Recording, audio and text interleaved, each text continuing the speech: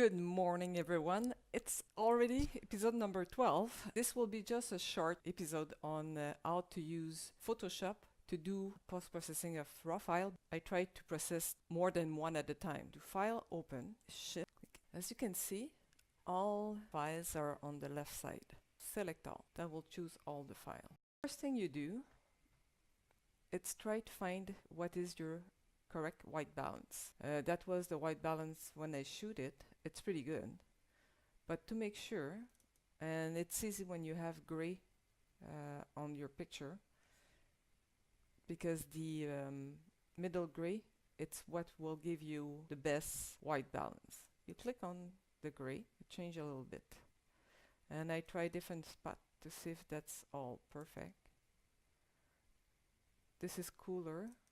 This is a little bit warmer. We'll go with a little bit warmer. Next thing that I do, I go to lens correction and I click on remove chromatic aberration. That can be the purple edge on some of the white edge when you have sky and things like that. And enable profile correction. That's for your lens. And you can see it just changed the lens, it did the lens correction. After that I come back here to the basic and it looks pretty good to me, but normally what I do is I'll bring the highlight down a little bit, bring the shadow up a little bit just to cover my histogram perfectly. I will maybe add a little bit of contrast, just a notch of it. Clarity, I'll probably add up to 10, about 10. Vibrance, about 10. And saturation, minus 12, something like that. And I'll show you why I do that. Now that everything is selected, I can put sync setting. That will sync all the setting that you want. And I put everything, lens correction, chromatic aberration, everything is there. I press OK, and now all of your image are corrected at the same time. All of them. And you can have a look and see if you like the correction. But for me, because I took all those images at the same time, I know that the correction should be okay. Go back to select all, and just on the bottom here you have save image. Press on that and you have that screen that appears. I decide to save them in TIFF extension, but you can save them in a JPEG, a DNG, PSD, whatever extension you want. I prefer to have TIFF. And I have no compression on this. Adobe RGB. And you can choose your 8 channel or 16-bit. I always work with 8. Resize to fit. That's if you want to resize your image, you can do that here too. And I didn't put any sharpen for screen or anything like that. If I press save, all my images are saved at the same time. I don't have to do anything else. They're ready to be shipped. Took me maybe 5 minutes to do 15 files and save them. Okay, now that you have all your file into TIFF, you can reopen them in Photoshop. File, open. Okay, now you can see you have the raw file and you have the TIFF file. Okay, we'll pick not all of them because that will take too much time, but I'll just show you what next I do with that. Open. Okay, now that's all your TIFF file that you can process again if you want to do some change in it. When I look at that picture, first of all, if I want to keep it in color, and that's why I take off -12 in the saturation, because if you go to view here, gamut warning, I put my gamut warning in pink. I'll show you exactly how to do that. You go to edit, preference, transparency and gamut, and now you have the color of your gamut. You can pick on this and put the color you want. For me it's pink because it's easier for me. I don't have a lot. What I do to take that off, if you have too much saturation on your picture and you send that to an agency, it will be refused, because that's the first thing they look at. It's the gamut. What you do when you have that, you press and saturation, and you have gizmo here, your little hand with that arrow, double arrow. If you click on the color where is the too much color, the saturation, and you bring it down, you can see it's gone. If you go the other way, look what the too much gamut would look like. Okay? But because I don't want to take too much color out, and that's in red, okay, I don't have. What I do normally, see, this is your saturation board here. If you press on this one, this is your mask. What I do, I go invert. Now you can see where is your problem. I'll have a brush, smaller one, at 50%. This is black. You have to make sure that your brush is on white, and you brush on the problem place.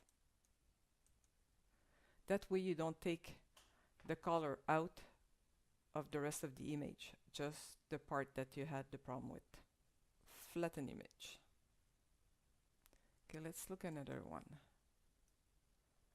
I'll see this, probably the green will probably be too much on this. You go view, gamut warning, you can see it's not working well.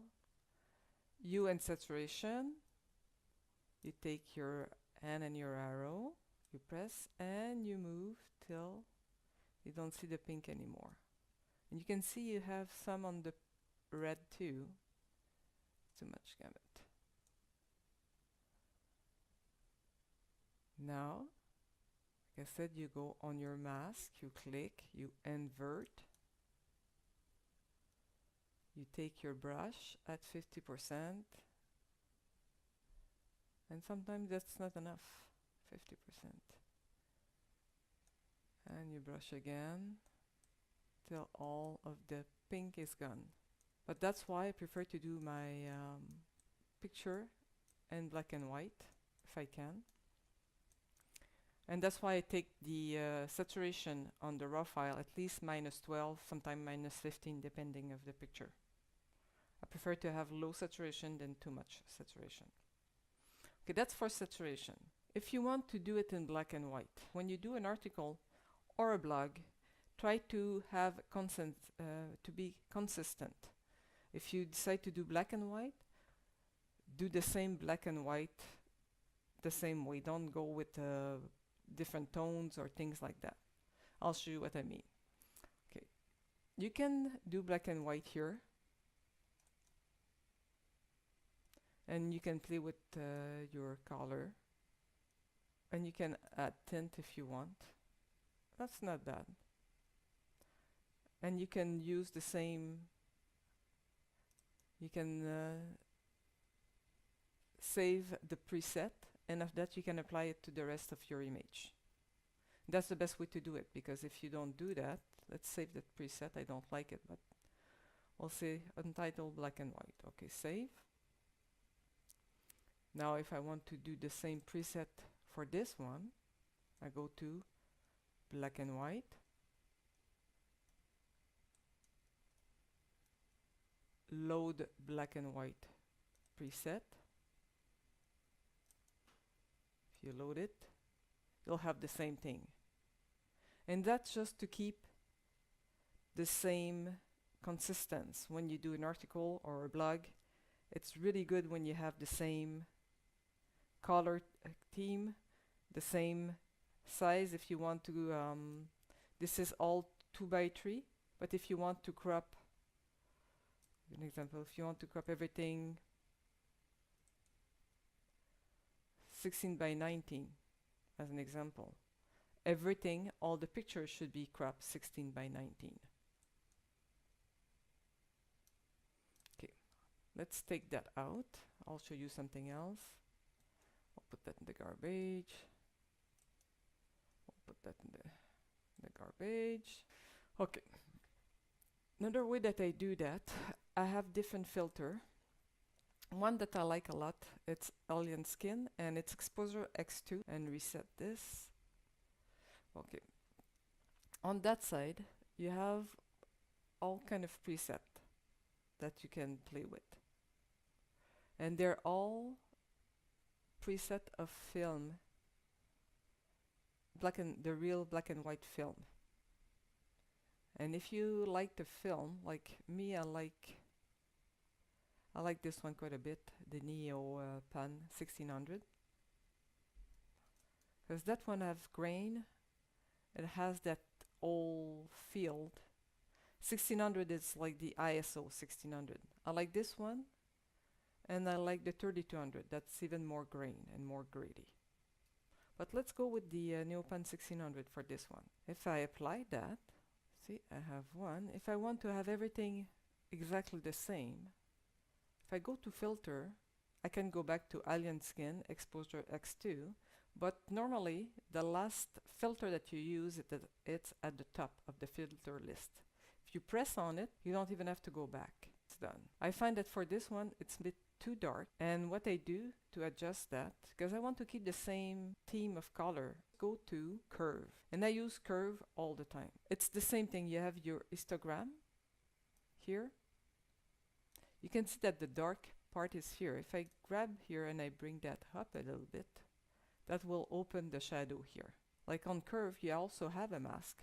If you press on the mask, you can invert and take your brush, a good soft brush, zero hardness, because I want very soft, and I can just bring back some of the light from the curve for this one. And I am keeping the same grain, same tone. I can do that for all of the car. This one, filter, exposure 2.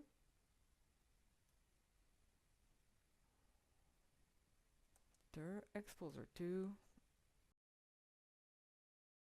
Filter, exposure 2.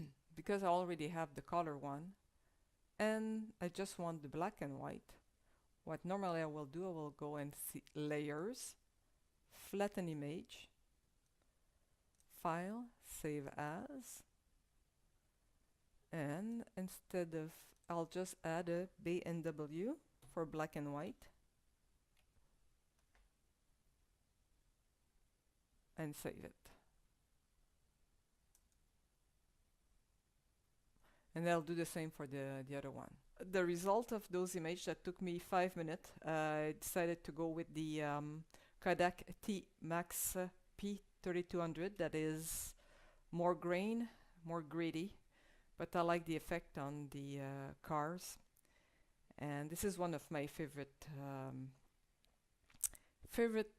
old film, the T-Max P3200. I like the organic feel on it.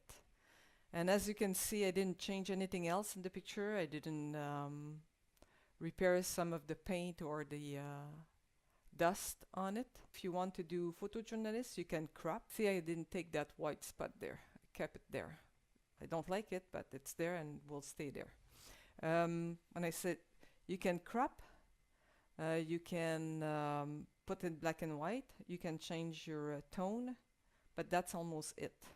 And if you have blue sky, and you have some sensor dust, you can take it out. Okay, this is a look of next week that will be on Adobe Premiere Pro. And we'll just look at a way to do it fast and furious. Till then, keep shooting, have fun. Don't forget to subscribe, ask your question, and we'll see you next week. Enjoy your day, and ciao ciao. ¡Eso, Dion!